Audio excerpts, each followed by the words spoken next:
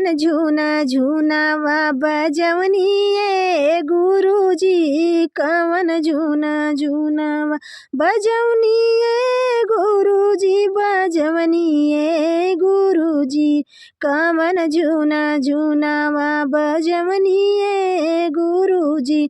गलवा में सोहे राहुर रुद्राक्ष कै मालावा, रुद्राक्ष कै मालावा हो, रुद्राक्ष कै मालावा।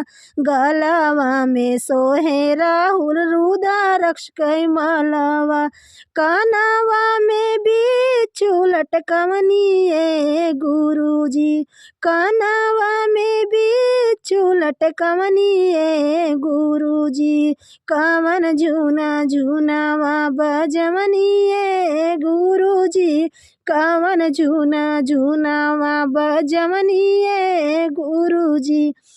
सिरवा पे सोहे राउर बड़े बड़े जटावा, सिरवा पे सोहे राउर बड़े बड़े जटावा, बड़े बड़े जटावा हो, बड़े बड़े जटावा।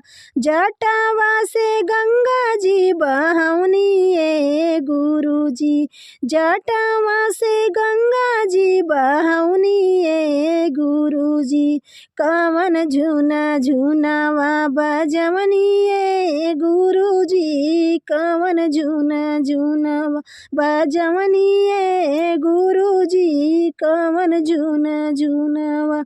हाथवा में सोहे राउर त्रिशूल डमरुआ, हाथवा में सोहे राउर त्रिशूल डमरुआ।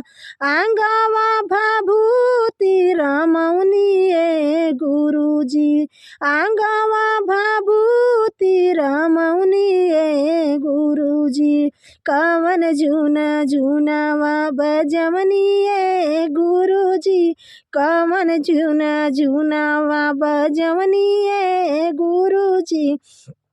बगल में सोहे गौरा दुल्हनिया, बगल में सोहे गौरा दुल्हनिया, गौरा दुल्हनिया हो, गौरा दुल्हनिया।